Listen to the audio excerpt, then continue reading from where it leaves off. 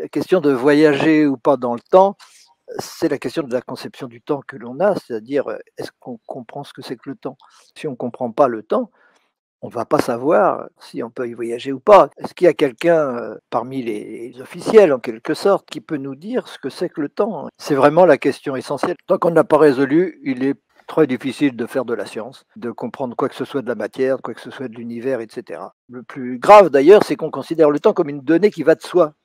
Évidemment, pour notre mental, le temps, elle va de soi. On vit apparemment dans le temps. Donc, toutes nos façons de procéder sont sujettes à ce temps. Et quand on parle de l'origine de l'univers, on a donc tendance à placer l'origine de l'univers dans le temps. Il faut l'expliquer d'où il vient ce temps. Alors, le Big Bang, ce serait une explosion de temps et d'espace. L'important, c'est de reconnaître que la conscience, elle est dans le présent. Elle est exclusivement présente. La conscience, c'est maintenant. Et maintenant, ça n'a pas de durée. C'est zéro.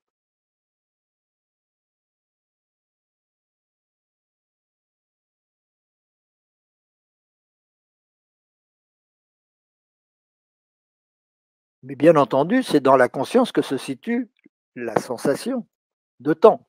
C'est pas la conscience qui est dans le temps. C'est pas l'instant présent qui est dans le temps. C'est le temps tout entier qui est dans la conscience et qui, par conséquent, est dans l'instant présent. Il faut rester dans le certain, dans l'évident, dans l'absolu, et non pas poser des hypothèses. Si on pose des hypothèses, encore une fois, on les retrouvera à l'arrivée, et donc, au bout du compte, les conclusions seront dépendantes des hypothèses. C'est important de ne pas poser l'hypothèse que le temps existe, que le temps est une donnée, n'est-ce pas? Comme il y aurait des constantes dans l'univers, parce que pour qu'il y ait des constantes, il faut qu'il y ait le temps, n'est-ce pas? Donc, ça veut dire qu'on établit le temps comme un absolu. Ça, c'est l'erreur profonde de croire que le temps est une réalité physique en soi. Parce que si on croit que le temps est une réalité physique, c'est terminé. On ne pourra jamais l'expliquer.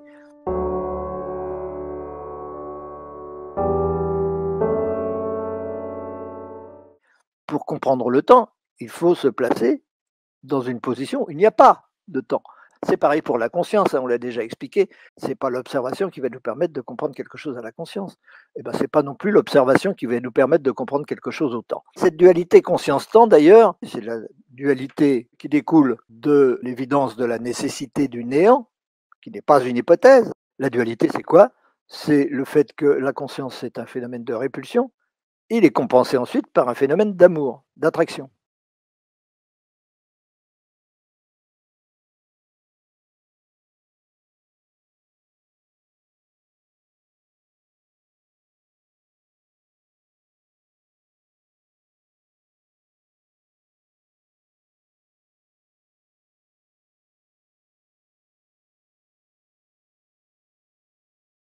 Il faut qu'il y ait un infini. Il ne peut pas ne pas y avoir d'infini. Il y a forcément un tout, ce tout est forcément infini. Mais il ne peut pas être réalisé parce que l'infini ne peut pas être quelque chose, il ne peut pas être fini, évidemment. C'est un paradoxe énorme et c'est un paradoxe qui explique toute chose, qui explique la conscience, qui est le fait de toujours avoir une relation entre un centre et tout le reste, tout ce qui devrait être, c'est-à-dire l'infini qui devrait être mais qui ne peut pas être. Parce qu'il ne peut pas être, alors on est toujours en train d'aller vers lui puisqu'il est nécessaire. C'est ça qui va expliquer l'évolution, c'est ça qui va expliquer l'énergie, c'est ça qui va expliquer toutes ces choses qui sont de tels mystères quand on observe les choses, quand on est introduit, inclus dans la matière, dans toutes ces choses qui sont secondes, qui ne sont pas premières, qui ne sont pas fondamentales, eh bien, on ne peut pas comprendre ça. Il faut partir avant. Et donc comprendre d'abord la seule nécessité qui soit véritablement absolue et son impossibilité. Une fois qu'on a les deux, on a compris la dualité espace-temps.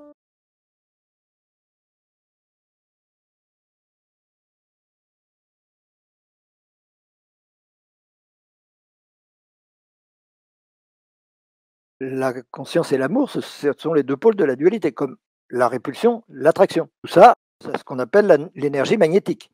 Il n'y a pas d'autre énergie, c'est une conclusion directe. C'est pas quelque chose qu'on place au départ en disant ça m'arrangerait que l'énergie magnétique régisse l'univers. Non, c'est l'énergie magnétique qui régit l'univers, point final. Parce que une fois qu'on a compris la cause de toute chose, la cause donc de l'espace et la cause du temps, donc la cause de la conscience, le reste suit, n'est-ce pas? Et le fait que cela se manifeste sous forme d'énergie magnétique ne fait aucun doute, ne peut pas faire de doute. Tout repose sur cette dualité-là, C'est absolument le fondement de toute connaissance, de toute recherche. Et si on ne part pas de là, ben, on va partir d'hypothèses, on va partir d'observations, on va partir de choses qui ne permettront jamais de certitude. Et c'est ce qui se passe lorsqu'on étudie le temps.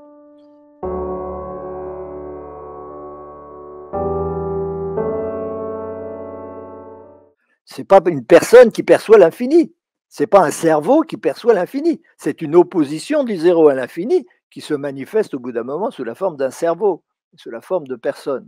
C'est complètement différent, n'est-ce pas? On ne part pas de l'observation, on ne part pas de l'observation d'un cerveau ou d'un neurone pour se demander là-dedans où est la conscience. Non, c'est pas du tout ça le problème. On comprend d'abord ce que c'est que la conscience et ensuite on se rend compte que le cerveau est indispensable pour que la conscience se manifeste sous les formes élaborées qu'on connaît.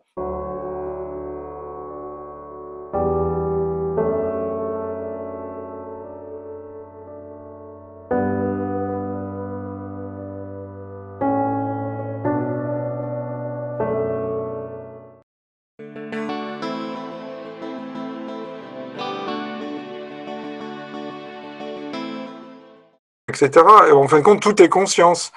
Tout est conscience. Tout est conscience. Donc la matière est une forme de la conscience. La matière est une émanation de la conscience. Pour comprendre ce que c'est que la lumière ou ce que c'est que la matière, il suffit de comprendre la conscience. Puisque la matière découle de la conscience. On ne va pas chercher la matière, on ne va pas étudier la matière pour comprendre la conscience. Il faut étudier la conscience pour comprendre la matière. Donc la conscience est bien première. On est bien d'accord. C'est super. Je te remercie beaucoup, en tout cas, c'est très sympathique. Mais qu'il faut rapporter tout ça à la conscience, parce que la matière elle-même, c'est de la conscience cristallisée. Qu'il y a beaucoup plus de rapprochement entre la physique et la métaphysique qu'on ne l'aurait cru au départ. Et oui, ce serait souhaitable. Parce que de toute façon, notre but à tous, c'est l'unité. Merci beaucoup, okay. Philippe. C'est moi qui et à très bientôt, j'espère. Salut. Au revoir.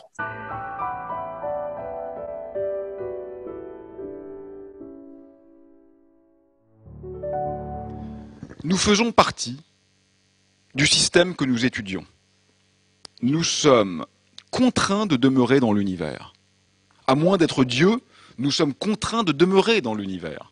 Et il faut composer avec cette contrainte et cette finitude. Et c'est l'information qui produit les lois de la physique et les lois de la biologie.